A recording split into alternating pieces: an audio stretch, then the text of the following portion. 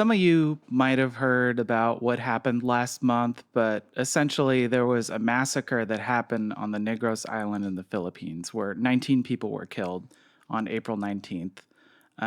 It led to hundreds of peasants being displaced, and it was a huge deal. So if you're familiar with stuff that's going on with the new democratic movement in the Philippines, you probably heard about this.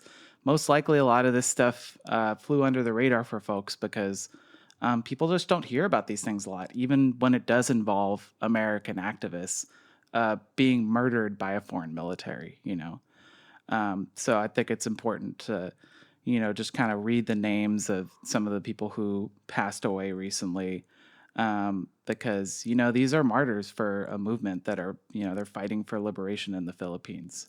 So these first 10 names were people who were a part of the New People's Army. So they're a militant, communist group inside the Philippines that are actively struggling against the Philippine government in an armed revolution. So their names were Roger Fabular, Sonny Boy Karamihan, Rene Villaran, Pedro Banghanoy, Arnel Yavak, Euros Karamihan y Ramos, Maria Clarita Branzel Blanco, Genevieve Balora, Labsky Purisimia Enstacion, and Johel Gimang. I'm sorry if I butchered that. My Filipino is not that good, but I think it's important to name these folks because oftentimes when we hear about these different situations where people are being killed in an armed conflict, they're just numbers. But these weren't just numbers. They were people. They were martyrs. They were fighting for what they believed in. They believed in liberation for not just people in the Philippines, but for people everywhere. And it's also important to note, I said 19. These are the folks that I think we can confirm were a part of the New People's Army in the Philippines. But there were also 9 people who were unarmed or non-combatants. They're essentially civilian activists and journalists and other folks of the like, who were also murdered. And so these folks are Roel Sabio, RJ, Nicole Ledsama, Alyssa Alano, Maureen Keel Santuyo, Errol Wendell, Jamina Gamadlas, Lyle Praholis, Kai Surem, and Dexter Patajo. So, it's important to note that, 19 people were killed last month. Of those 19, 2 of those folks were minors. They were under the age of 18. And 2 of these people were Americans, Folks who were Americans were Kai Sorem, sorry. He was 26 from Seattle, Washington. And Lyle Praholis, who's here from the Bay Area. He's a graduate of San Francisco State. He was a part of the International Coalition for Human Rights in the Philippines. He was an avid Star Wars enthusiast. And if you had spent time in the Bay Area in activist circles, you probably saw his face. By all accounts, he was a great person. But it's just important to note that all these people were killed, so that the Philippine government can keep enacting their, campaign to wipe out any sort of opposition, not just, armed, militant opposition to the government, but even, nonviolent, democratic activists, peace activists, human rights activists. So what the Army of the Philippines was trying to do with this was they were trying to frame this incident, as they do with many others, as an encounter killing by basically saying everybody was an armed combatant. All 20 people that we found had guns on them. They were fighting us, so we had a right to fight back. So this is a common practice that we see in the Philippines, happens a lot in India. I think we've talked about this before, and just other areas where there's resistance against the government.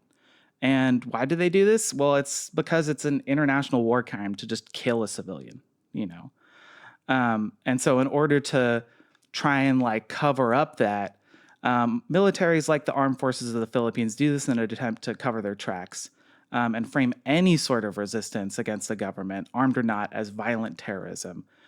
Obviously, this is not the case, but also at the end of the day, the UN does recognize that People have a right to defend themselves. People have a right to self-determination. Armed resistance in certain situations is, they consider it justified.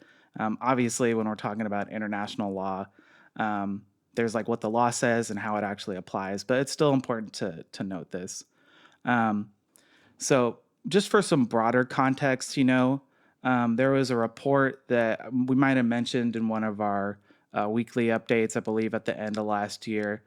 This was put out by Ang Bayan, which is it's basically like the propaganda arm of the Communist Party of the Philippines. And, one of the things that they do is they try and investigate human rights allegations, and violations that are happening on behalf of the Philippine state. So, in 2025, we saw that 264 people were killed by the Marcos regime, and there was at least 240,000 cases of human rights violations between December 2024 and December 2025. So to quote this report, on average, no fewer of 3 people fall victim to political killings each month. 2 people fall victim to abduction and 25 to torture every month. Over the past year, 11 people fell victim to the frustrated killings of state forces. So the vast majority of people who are affected are peasants, a lot of people who are poor and live in urban centers, and about a quarter of those people who are affected are children, Looking at the whole reign of the, Bongbong Marcos regime or the Marcos Jr. regime, however you want to frame it, there's been an estimated 748,000 victims of human rights violations since 2022, A lot of people don't know about this stuff, so we figured it was important to, shed some light on the situation, let people know about what's going on, and just, talk about it a little bit. I mean, what are your thoughts, Dayton, about all this? Well, I think, it just makes me think back to some of the encounter killings that happen in India, Mm-hmm. right? With the people's forces over there. That there's a need to eventually present all forms of resistance, like you're saying, as basically militant. I think that, Mm-hmm. or as the Armed same as if armed militants, yeah. resistance, as armed as if they're armed, right? Yeah. So just by having a stance opposed to the state, they're treated essentially as if they are armed combatants, right? And Mm-hmm. this need to really misrepresent that, right? And I think that's important. I think it's important that we see this, sort of as we see what's going on and what's going on with Palestine, right? Like, obviously, folks have a lot of awareness over journalists being targeted in Palestine. And I think it's important that we see that, fundamentally, this is where the people's struggle ultimately comes to a point, right? Where people's struggle becomes so widespread that the state's only response is essentially to start, killing and oppressing anybody who takes a stand Mm-hmm. against them, right? And so, I think it's important that we see, for our own context, that the work we do as activists, as revolutionaries, if it's progressive, it's ultimately not looked positively for this by the status quo, right? We Yeah. ultimately, if we continue struggling, it comes to a point, and if our struggles are successful, ultimately the state, be whatever oppressive state, will like treat these nonviolent demonstrators the same as it treats armed demonstrators, armed militants, right? They become synonymous from the perspective of the state. And I think it's also interesting, or not interesting, but just you see how the actions of the state have grown so much that they killed 2 Americans. Normally these regimes are known for, again, sort of like the idea of like really trying to downplay what they're doing. They try to like Mm-hmm. not target people that can go back and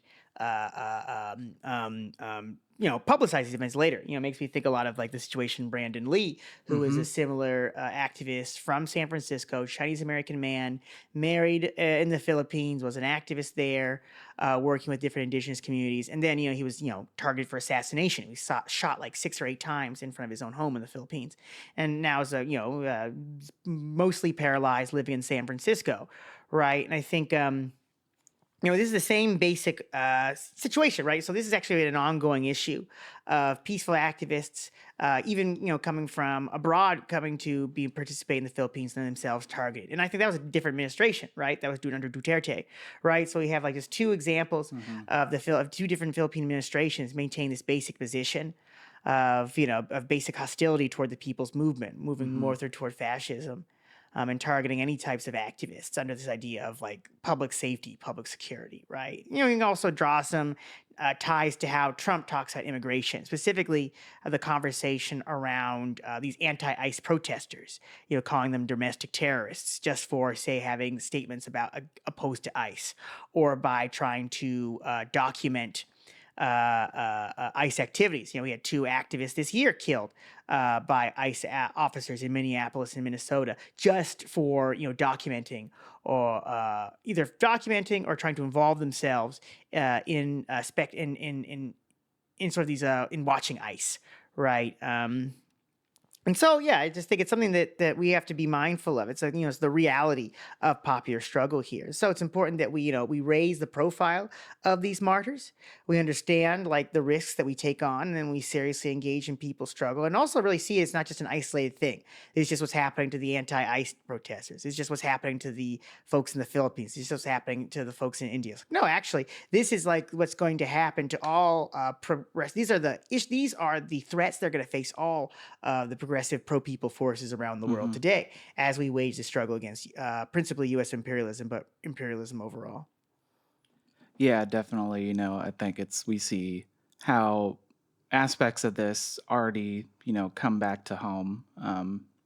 And, that's only going to increase over time as resistance reaches a higher level.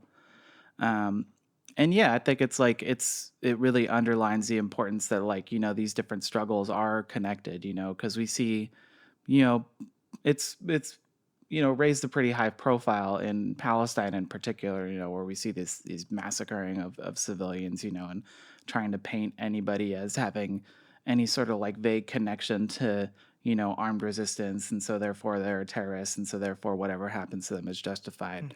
When in reality, it's like no, it's like dissent is integral to promoting any sort of like democracy or pro people society, and to paint all of this with such a broad brush, it's dangerous, it's scary, um, and unfortunately we have a tendency here in the United States to overlook a lot of this stuff, a lot of it because it's just not being presented to us in mainstream media and a lot of these discourses, but just because a lot of people's awareness just isn't quite there yet, it doesn't mean it can't get there, and we definitely saw this after 2023, like a lot more people were staying in tune with what was happening in Gaza and Palestine, and start to, raise their consciousness about, what imperialism's really doing in foreign countries and even our own. But that just has to continue over time, and we have to really see these things for what they are, and not, let these folks' sacrifices be forgotten. They're one piece of a much broader movement, but still an important piece nonetheless. And at the end of the day, we're not saying that people have to die in order for this stuff to be important. Obviously, the best thing is for people to not die and not go to prison. But this is one of one of the realities of the situation, and they really try. The governments across the world really try to make people scared to do anything, by doing stuff like this, and by hoping that people don't really try to drill down to what the facts are, what the real situation is. But at the end of the day, we can't be scared, we can't be intimidated. We have to keep moving forward and remember who we've lost along the way, because they were fighting for a good cause, and one that hopefully all of us on some level are trying to contribute and move forward.